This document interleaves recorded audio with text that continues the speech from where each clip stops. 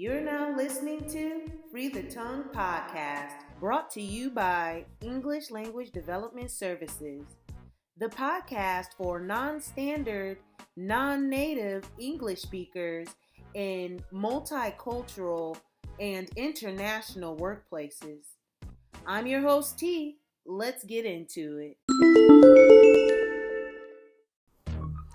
Hey guys, this is episode 1. What am I doing here?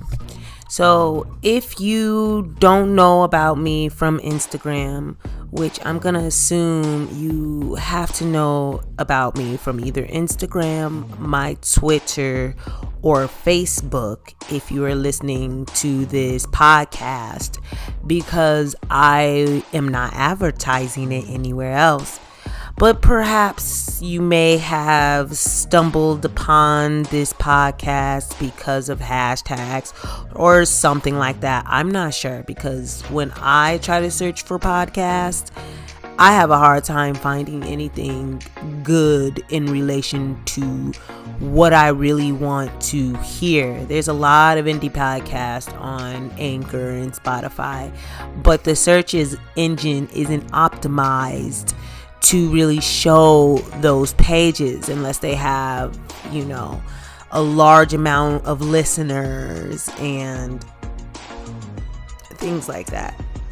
So if you don't know about what I generally talk about, I'll give a little bit of background before I jump into the topic of today, which is what I'm doing here. What am I doing here?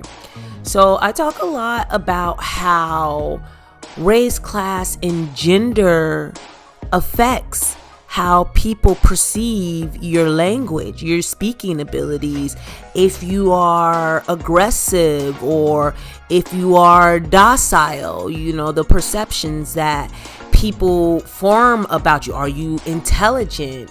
Are you dim-witted? These sort of things. There are a lot of characteristics that people gain just from, or people assume, okay? I'm not going to say gain. That's not the right word to use, because they don't know. They don't know. They form an opinion based off of their biases and whatever stereotypes they may know. It's funny because when I lived out in Europe, I swear and do believe in, making these broad general statements. It's not lost on me that I'm about to make one right now. But seriously, every European, okay, every one of them had an opinion of another European country, and it was such a stereotype, and yet they were all okay believing it. But the Europeans were comfortable with their stereotypes for the most part. I mean, no one ever spoke about the negative things. They maybe said something, about, the Italians like pasta. They're just, of course, because they're Italian, they're always eating pasta. But then, you'll meet an Italian person and you're like, oh yeah, us Italians, we always eat pasta. And this is just an example. I'm not saying that that's specifically a stereotype I heard and others engaged in. I'm just using that as an example. So it was never harmful stereotypes that everyone engaged in, at least from what I heard. But I'm sure under the surface, if I lived there for decades or so, I would start to see things that I normally did not see.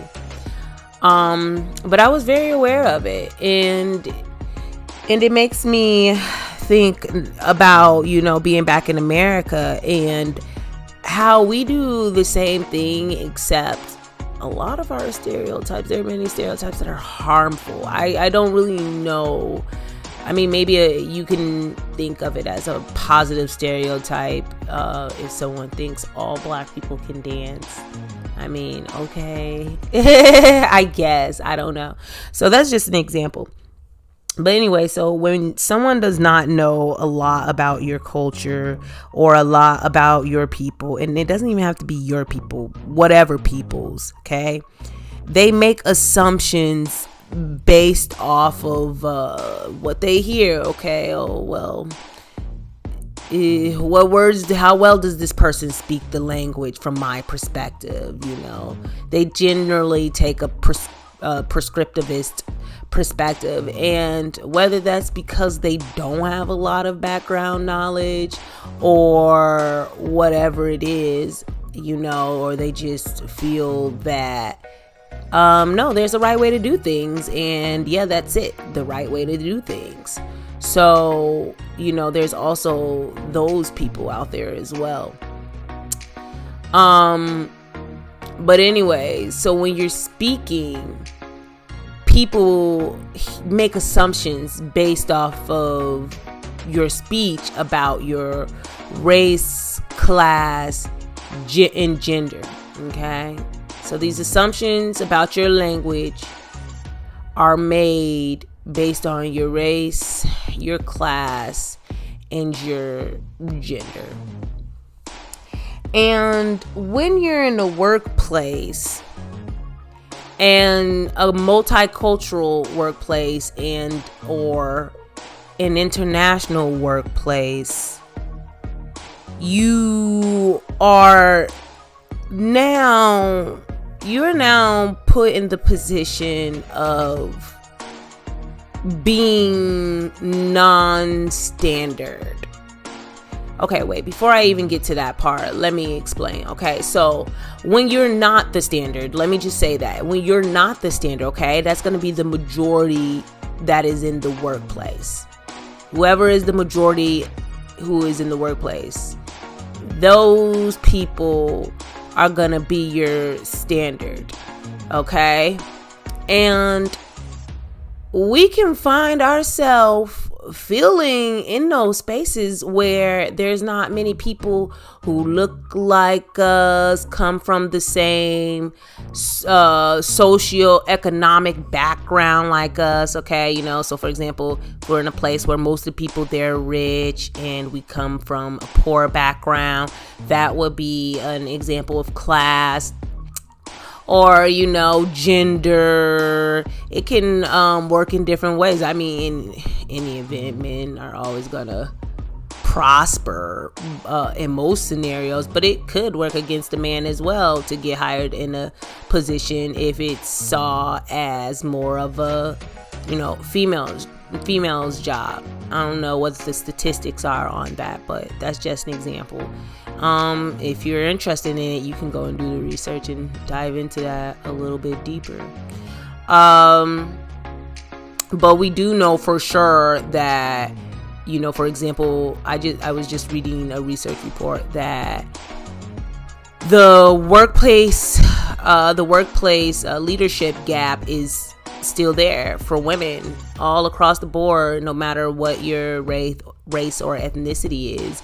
Women are not getting into upper management positions. Men dominate those positions. Okay, there was a survey of I think like 500 companies, millions of people, and that was what they found. So it is a problem. These things happen.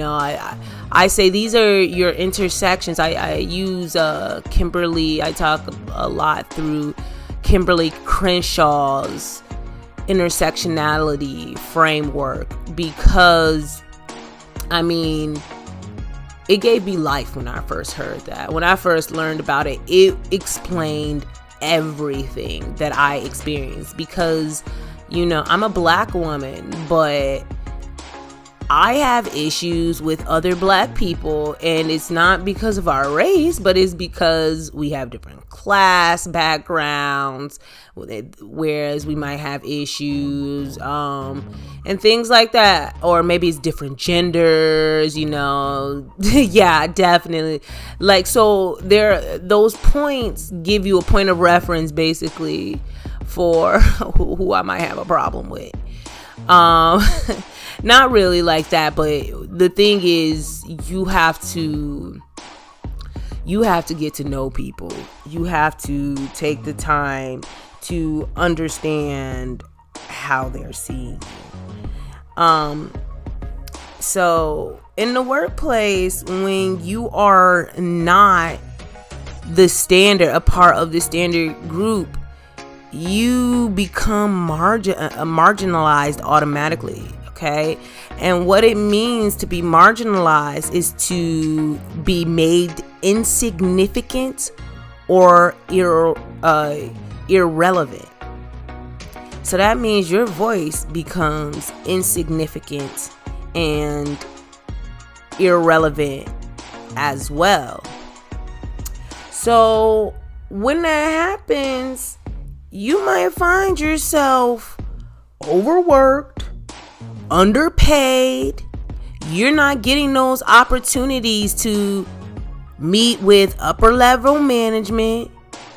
You're not getting those opportunities. You're not having your manager, advocate for you, mentor for you, support you in your career so that you can grow.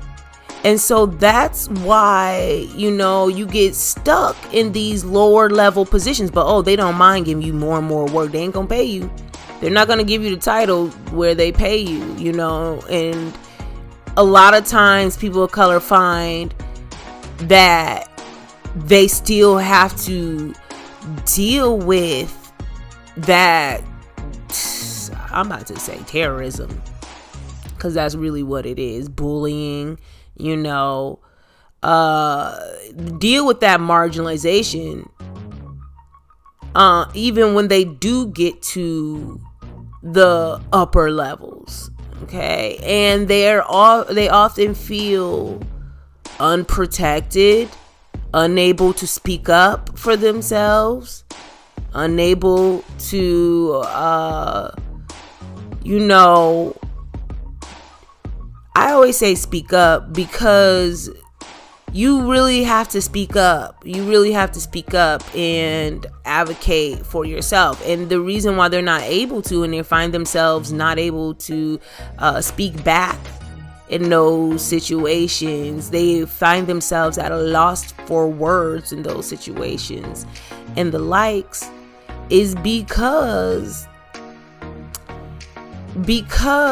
they don't have the knowledge, experience, and practice to really know what to do in those situations.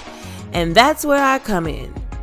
This is what has led me to create my entire VIP program, where I spend 2.5 hours working with professionals, and I help them get a plan.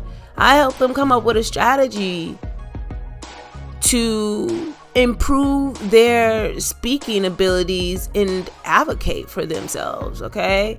I really break down that background knowledge of what they need to know from their perspective of race, class, and gender in order to speak up, to advance in the workplace. Okay, just as I have. This is something that I've had to figure out for myself. I'm a Black woman. Okay, I speak a non-standard dialect of English. When I say I am 20, I'm not about to tell y'all my age. I'm just know I'm late 20s, okay? And I have not had any mentors. I have had one willing mentor who was assigned to me. But other than that, I have not really had anyone say or even just show up for me. Okay? And I have went to plenty of people. It was not because of lack of trying on my part. But when you don't know what's happening, when you don't know the culture, then it's really easy to internalize some of these discriminations that you might be facing that make you feel like your grammar isn't good enough, or you don't have enough vocabulary, or whatever it is, your accent isn't good enough. It makes you feel like that's the problem and you need to just keep working. And I know so many non-native speaking English teachers, and they are having such a hard time finding jobs abroad because lots of ads will specifically say, we want native English speakers. But I'm about to tell you right now, when they saying native English speakers, they're not talking about all native English speakers. We already know that. They're not talking about native English speakers in Nigeria. They're not talking about native English speakers in India. They're not talking about those native English speakers. They're talking about, Western countries. And in those Western countries, they're talking about, white people. Usually white people with blonde hair and blue eyes seems to be the global favorite. So because there's some countries where, even as a native English speaker, I went on an interview, it was so humiliating, and I was just like, I didn't care, because I was just like, okay, if this company is this racist, and it was China, and I speak about that. I was trying to apply for an online job there, and the teacher, she was really pretending okay, I can't speak it. She was trying to do a scenario where it's a child who can't speak the language. Okay, I've been teaching now for 6 years. I know. It was a year ago or whatever, maybe 2 now, when I did this interview. But it was just ridiculous how this person pretended the strategies I was using just would not work. And I was just like, okay, first of all, you really do speak English. You have no knowledge of teaching strategies at all. It's clear, and I know about these programs, so I know you don't. Okay, most of these online programs, they don't really teach anybody English. They're just taking middle class people's money. Really, most of them are not that great. And it's because they don't pay for actual skill, they pay for looks. So when I say it's not just non-native English speakers, it's non-standard English speakers too, which is anybody who speaks English but are perceived not to speak the kind of English that they want because of their, again, race, class, and gender. Okay, it could be any of those things, any of them.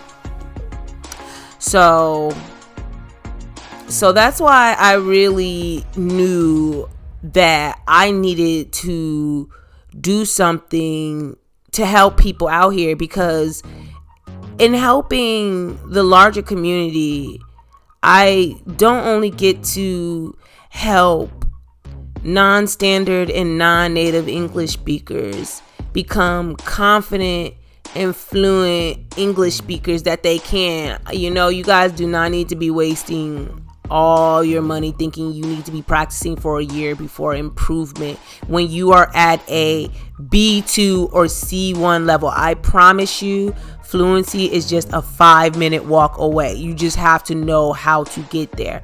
And a lot of you just let your mindset make you feel like, oh, I need at least a year, because it's more comfortable for you to believe that it's impossible for you to get there in that 3 to 4 months, because you don't feel like it's possible to ever really do it. And you like having that long time frame where you can put it off. And if you never accomplish your goal, you can just say, oh, well, it was just such a long time commitment, I wasn't able to commit. And that somehow feels safer to you. But I am here to tell you that you're playing with yourself. It's unnecessary. And I'm not about to do that. As a teacher, I don't want to sit and drill skills with you for a year just for money when I know research does not back that up or support that. And I know that that's not what you need at an advanced level to become confident and fluent. Okay, you need to do drill the skills when you are at the beginning levels, when you're at a A1 to B1. But by the time you are done with B1, you are done with the drilling of the skills. You have a different type of problem. I mean, once you get to B2, okay?